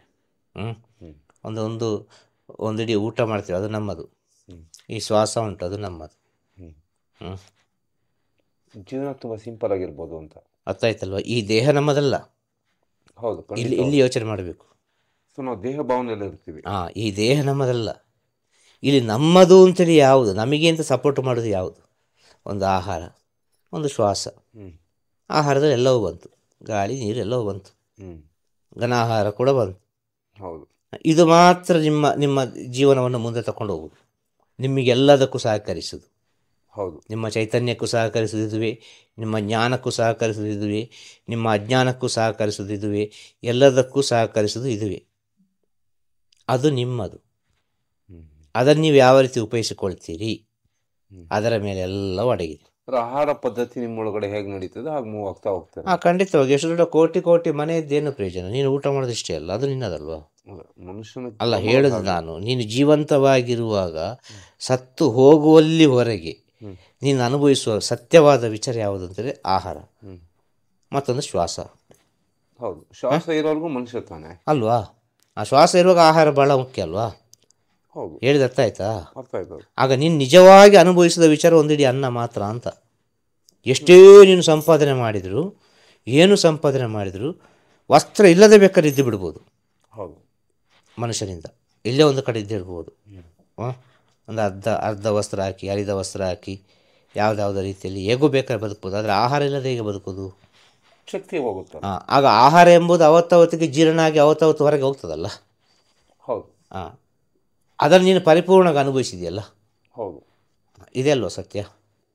ಹೌದು ಸತ್ಯ. ಎಷ್ಟೇ ದೊಡ್ಡ ಮನೆ ಕಟ್ಟಿದ್ರು, ಎಷ್ಟೇ ಕೋಟಿ ಕೊಟ್ಟಿದ್ರು ಕೂಡ ನಿಂಗೆ ಅನುಭವಿಸ್ಲಿಕ್ಕೆ ಆಗ್ತದ? ಇಲ್ಲ, ಸಾಧ್ಯ ಇಲ್ಲ. ಸಾಧ್ಯನೇ ಇಲ್ಲ ಅನುಭವಿಸಲಿಕ್ಕೆ. ನಿಮಗೆ ಒಂದು ಹೊತ್ತಿನ ಊಟವನ್ನು ಮಾತ್ರ ಅನುಭವಿಸ್ಲಿಕ್ಕೆ ಆಗೋದು, ಅದು ಮಾತ್ರ ನಿನ್ನದಾಗಿರ್ತದೆ. ನೀನು ಸಂಪಾದನೆ ಮಾಡಿದ್ದಕ್ಕೆ ತೃಪ್ತಿಯಲ್ಲಿ ಒಂದು ಹೊತ್ತು ಹೋಗುವ ಊಟ ಉಂಟಲ್ಲ, ಅದು ಸರಿಯಲ್ಲಿ ಹೋದರೆ ಸಾಕು, ನೆಮ್ಮದಿ ಆಗುತ್ತೆ. ನೆಮ್ಮದಿಯಿಂದಿರಲಿಕ್ಕೆ ಆಗ್ತದೆ. ಇಲ್ಲಿ ಯಾವುದು ಉಂಟು ಬೇರೆ? ಯಾವುದಾದ್ರು ನಿಮ್ಮದು ಉಂಟಾ? ನಿಮ್ಮದು ಅಂತ ಹೇಳಲಿಕ್ಕೆ ಆಗ್ತದ? ಹೇಳಲಿಕ್ಕೆ ಆಗುವುದೇ ಇಲ್ಲ. ಆಹಾರ ಆದ ಕಾರಣ ಅನ್ನಪೂರ್ಣೇಶ್ವರಿ ತಾಯಿ ಜ್ಞಾನ ವೈರಾಗ್ಯಂ ಭಿಕ್ಷಾದೇಹಿ, ಅನ್ನಪೂರ್ಣೇಶ್ವರಿ ಅವಳು ಬೇಕು, ಸರ್ವಶ್ರೇಷ್ಠ. ಖಂಡಿತವಾಗಿಯೂ ಅಲ್ಲಿಂದಲೇ ಮಾಯ ಪ್ರಾರಂಭವಾಗುವುದು. ಊಟದಿಂದಲೇ, ಆಹಾರದಿಂದಲೇ ಮಾಯ ಪ್ರಾರಂಭ, ಆಹಾರದಿಂದಲೇ ಸತ್ಯ ಪ್ರಾರಂಭ. ಎರಡು ಪ್ರಾರಂಭ ಅಲ್ಲಿಂದಲೇ. ಆಹಾರದೊಳಗೆ ಸತ್ಯ ಉಂಟು ಅಂತ ಹೇಳೋದು, ಆಹಾರದೊಳಗೆ ಮಾಯೆ ಉಂಟು ಅಂತ ಹೇಳೋದು. ಆಹಾರ ಎಂಬುದೊಂದು ಮಾಯೆ. ಹೇಳಿದಾಯ್ತಾ? ಆಹಾರ ಎಂಬುದೊಂದು ಮಾಯೆ, ಆಹಾರ ಎಂಬುದೊಂದು ಮೆಡಿಸನ್, ಆಹಾರ ಎಂಬುದೊಂದು ಜ್ಞಾನ. ನೀನು ಹೇಗೂ ಬೇಕಾದ್ರೂ ತಗೊಳ್ಬೋದು, ಆದರೆ ಅದರ ಪರಿಪೂರ್ಣತೆಯನ್ನು ನೋಡುವಾಗ ಅದು ಪರಬ್ರಹ್ಮ ಸ್ಥಿತಿ. ಅದಕ್ಕೆ ಅನ್ನನ ಪರಬ್ರಹ್ಮ, ಅನ್ನಂ ಪೂರ್ಣ ಬ್ರಹ್ಮಂ. ಅರ್ಥ ಆಯ್ತಲ್ಲ? ಅನ್ನ ಪರಬ್ರಹ್ಮ, ಪೂರ್ಣ ಪರಬ್ರಹ್ಮ. ಅನ್ನ ಬ್ರಹ್ಮಂ ಪೂರ್ಣ ಬ್ರಹ್ಮ, ಅಷ್ಟು ಶ್ರೇಷ್ಠತೆ ಉಂಟು ಅಂತ ಹೇಳೋದು. ಹಾಗೆ ಇದು ಒಂದಕ್ಕೊಂದು ಚಿಕ್ಕು ಕಟ್ಟಿದಂಥ ವಿಷಯ, ಒಂದಕ್ಕೊಂದು ಲಿಂಕ್ ಆಗಿ ಈಗ ಕೂದಲೆಲ್ಲ ಚಿಕ್ಕು ಕಟ್ಟಿದ್ರೆ ಏನಾಗ್ತದೆ, ಮತ್ತೆ ಬಿಡಿಸ್ಲಿಕ್ಕೆ ಆಗೋದಿಲ್ಲ. ಹೌದು. ಆ ರೀತಿಯಾಗಿ ಇರುವ ಸ್ಥಿತಿ ಈ ಮನುಷ್ಯನ ಜನ್ಮ. ತುಂಬ ಸೂಕ್ಷ್ಮ ಇದೆ ಅಂತ. ತುಂಬ ಸೂಕ್ಷ್ಮ ಇದೆ. ಅದು ಚಿಕ್ಕು ಕಟ್ಟಿರ್ತದೆ, ಒಂದಕ್ಕೊಂದು ಬೆಸ್ತಿರ್ತದೆ. ಅದನ್ನು ಬಿಡಿಸಿ ಹೊರಗೆ ಬರೋದು ಅದೆಷ್ಟೋ ಜನ್ಮಗಳು ಬೇಕು. ಅರ್ಥ ಆಯ್ತು ಹೇಳೋದು? ಆದ ಕಾರಣ ಹೇಳೋದು, ಈ ಪ್ರಪಂಚದಲ್ಲಿ ಪ್ರತಿಯೊಬ್ಬನೂ ಅನುಭವಿಸುವ ಸತ್ಯವೇ. ಅವನವನ ಕರ್ಮಕ್ಕೆ ತಕ್ಕವಾಗಿ, ಅವನವನ ಜ್ಞಾನಕ್ಕೆ ತಕ್ಕವಾಗಿ, ಅವನವನ ಋಣಕ್ಕೆ ತಕ್ಕವಾಗಿ ಅವನ ಜೀವನ ಹೋಗುವುದು ಹೊರತು ಇಲ್ಲಿ ಯಾವುದು ಸ್ಪೆಷಲ್ ಇಲ್ಲ. ಇಲ್ಲಿ ಯಾರು ಏನು ಹೇಳಲಿಕ್ಕಿಲ್ಲ. ನಾನು ಮಾಡಿದೆ, ಅದು ಮಾಡಿದೆ, ಇದು ಮಾಡಿದೆ, ಆ ಕಡೆದು ಮಾಡಿದೆ, ಈ ಕಡೆದು ಮಾಡಿದೆ ಅಂತ ಹೇಳಲಿಕ್ಕೆ ಇಲ್ಲ. ಇಲ್ಲಿ ಮನುಷ್ಯ ಜನ್ಮ ಅಂತೇಳಿದರೆ, ಮನುಷ್ಯ ಜನ್ಮದಲ್ಲಿ ಬೇಕಾದ್ದು ಮಾನವೀಯತೆ, ಮನುಷ್ಯತ್ವ.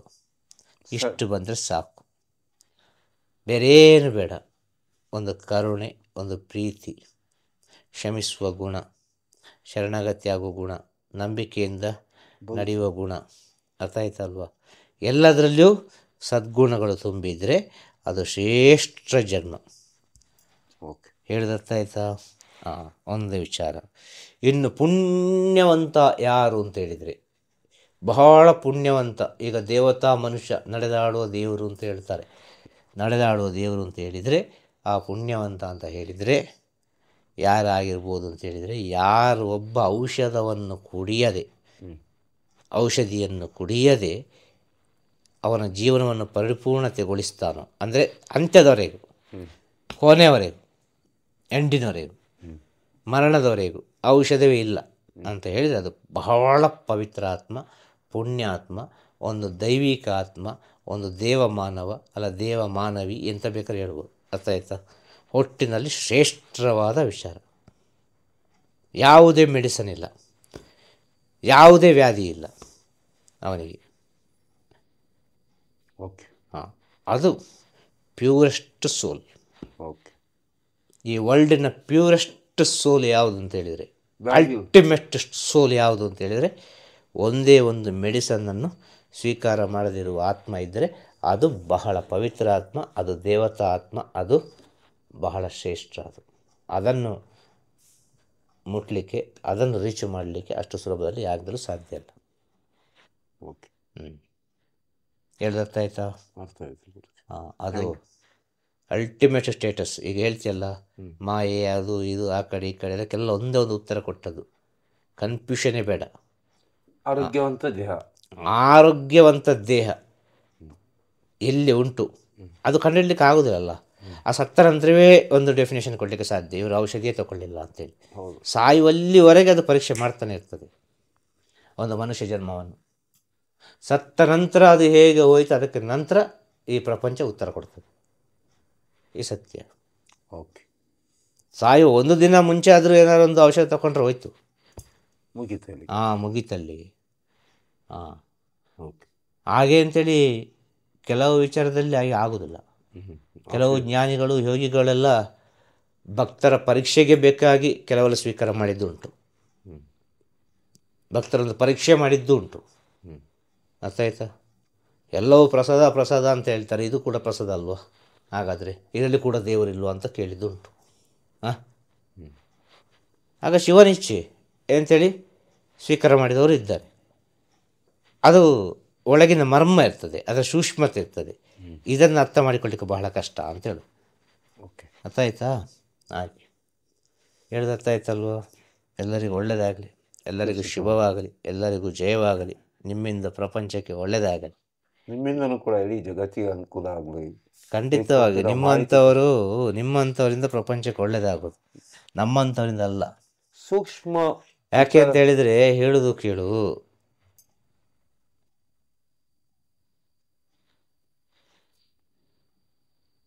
ಒಂದು ಒಳ್ಳೆಯ ಒಂದು ಆತ್ಮ ಇದ್ದರೆ ಅದರ ಒಳಗೆ ಉದಯ ಆಗುವ ವಿಚಾರಗಳೆಲ್ಲ ಜ್ಞಾನದ ವಿಚಾರವಾದರೆ ತನ್ನಿಂತಾನಾಗಿ ಜ್ಞಾನ ಎಂಬುದು ಪ್ರಕೃತಿಯಿಂದ ಬರ್ತದೆ.